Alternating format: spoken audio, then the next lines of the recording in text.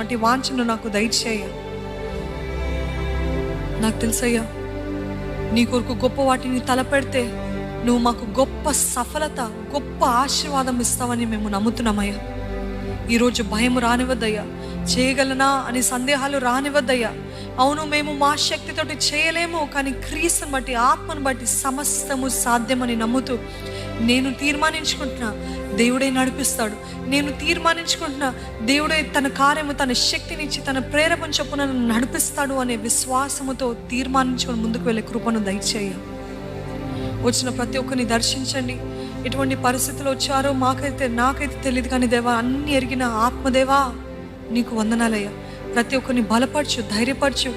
ఇప్పటివరకు ఎంతో దుఃఖముతో, వేదంతో ఈ సంవత్సరం కూడా నిన్న జరిగిన సంవత్సరం వలె వెళ్తుందేమో అని చింతతోటి ఉన్నారే దేవా.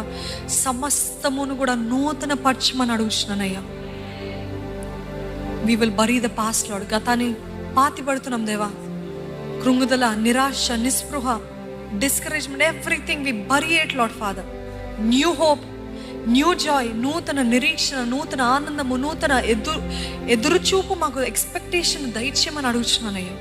Help us to always expect every good thing from you, Lord.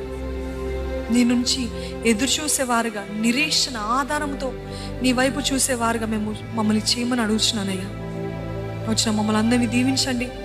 వారు నిర్ణయించుకున్న రీతిగా దేవా, ప్రతిరోజు నీ సన్నిధిలో సమయం గడపాలని, నీ వాక్యం చదవాలని, అదే రీతిగా తండ్రి నీ మందిరానికి రావాలని నిర్ణయించుకున్న నిర్ణయం చొప్పున వారికి అన్నీ కూడా అనుకూలపరచమని అడుగుతున్నానయ్యా. నీ గొప్ప జయాన్ని మా అందరి జీవితాల్లో దయచేయమని, మాతో మాట్లాడినందుకు నీకు వందనాలు. ఈ మాటలన్నీ మా హృదయంలో దాచిపెట్టుకొని వాటిని అనుభవించే కృపను మాకు దయచేయమని అడుగుతున్నామయ్యా. మా హృదయం అనే పలక మీద చెక్కమని అడుగుతున్నామయ్యా. ఏది కూడా తండ్రి చెరిపివేయకుండా సహాయం చేయమని అడుగుతున్నాం దేవా. నీ మాట జీవపూట దేవా. నీ మాట, నీ వాక్యంలో ఉన్న తీపి మాధుర్యత ఇక్కడున్న ప్రతి ఒక్కరు అనుభవించలాగిన సహాయం చేయమని ప్రభు యేసు నామములో అడిగి వేడుకొంచున్నాను తండ్రి.